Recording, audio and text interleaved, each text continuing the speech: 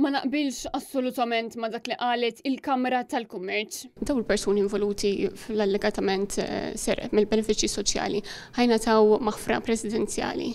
Inti tħoss li din qed issaħħaħ is-sens ta' impunità f'Malta? Assolutament le.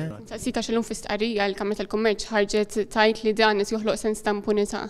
Ne, ma naqbilx li dan qed joħloq sens ta' impunità, naħseb qed joħloq sens ta' ġustizzja. Dikjerazzjoni ċara li fiha l-Ministru Owen Bonnici qal il-proklama hija bżonjuża. Dan minkejja li Roger Aġus, wieħed mill-persuni li qed jiġi akkużat fl-allegat serq mill-benefiċċji soċjali, ilu jiem jappella biex jingħata l-istatus ta' whistleblower u baqa jiġi injurat. Intant mistoqsi jekku bħala Ministru għadx id-direzzjona nies għand Silvio Grixxi Owen Bonnici b'mod mill-aktar skomdu wieġeb li le, però ma setax jgħid l-istess għal kumplament tal-kabinett ta' Robert Abela.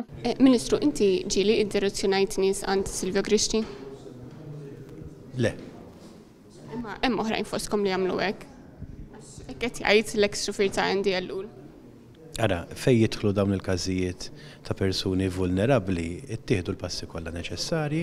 Aktar kmieni din il-ġimgħa Roger Aġus, l-eks xufier ta' NDL fost ħafna dikjarazzjonijiet li għamel fuq il-medja soċjali qal li membri preżenti fil-kabinett ta' Robert Abela kienu għaddew ismijiet lil Grixxi għax dawn kienu jgħinu fil-kampanja elettorali u fil-coffee mornings fost oħrajn. Għalhekk quddiem dawn l-allegazzjonijiet kollha, Net News staqsa lill-Ministru Owen Bonnici kif ħadd mill-kabinett mu qed jiġħad dawn l-akkużi serji. Bil-Ministru jgħid li din hija spin tal-Partit Nazzjonalista. Semmew li hemm ministri oħra involuti, kif ħadd mill-ministri mod jiġħad dawn l-akkużi?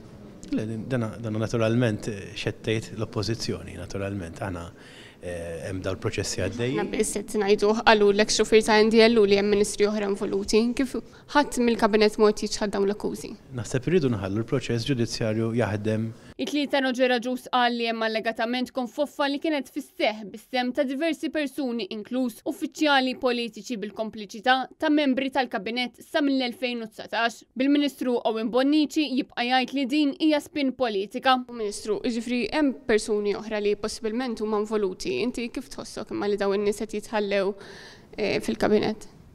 Nerġa' ngħid, jiġifieri dana allegazzjoni li qed issir min-naħa tal-oppożizzjoni. Marija Borċ għal Net News.